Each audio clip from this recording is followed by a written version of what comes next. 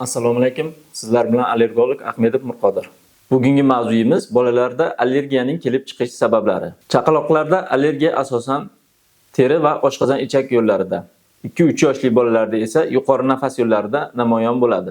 Bolalarda qalqonsimon bez funksiyasi buzilishi bu organizmda kasallikka qarshi kurashuvchanlikni susaytiradi. Bu esa o'z navbatida allergiyaga uchrash foizini oshiradi.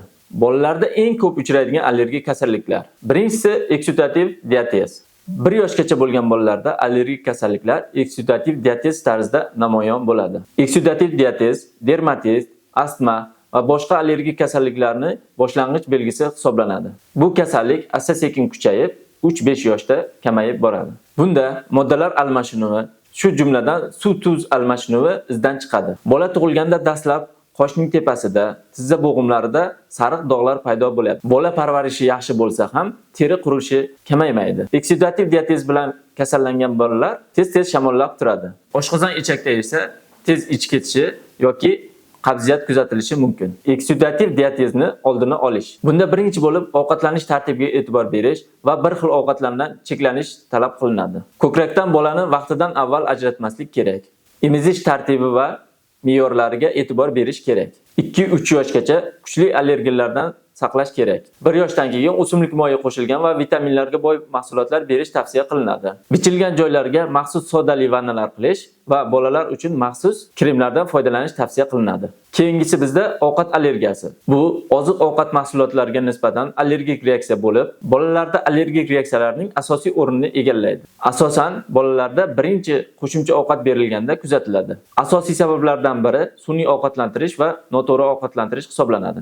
Ovqat allergiyasining kelib chiqishining asosiy sabablari: hazm qilish a'zolarining kasalliklari, yallig'lanish, distrofiya, funksional buzilishlar, disbakteriozlar va mikrofloraning buzilishi, enzimopatiyalar, oshqozon va ichak sistemasining tug'ma va orttirilgan ferment yetishmovchiligi va psixogen ta'sirlar. Ovqat allergiyasini keltirib chiqaradigan eng ko'p mahsulotlar: sut va sut mahsulotlari, tuxum, yong'oq va yong'oq mahsulotlari, dengiz mahsulotlari, bug'doy va don mahsulotlari, soya kabilar bularga misol bo'ladi. Ovqat allergiyasi quyidagi belgilar bilan namoyon bo'ladi: terida toshmalar, qizarish, qichishish, qorin og'rishi, qusish, diareya, og'iz shilliq qavatida shishlar. Ovqat allergiyasini oldini olish. Bolani ovqatlanish mahsulotlariga yuqori kaloriyali mahsulotlarni qo'shmaslik. Erta yoshda yuqori aktivlikka ega bo'lgan oqsil mahsulotlarni bermaslik. Qo'shimcha ovqatlarni yoshiga mos va miqdorda berish. 1 yilda 3-4 marta allergolog maslahati, infeksiya yoki allergiya o'choqlarini davolash, maxsus giposensibilizatsiya, ya'ni asid terapiya. Keyingisi bizda nafas yo'llari allergiyasi. Yer yuzida eng keng tarqalgan allergiya turlaridan biri hisoblanadi. Bunga yaqqol misol allergik rinitdir.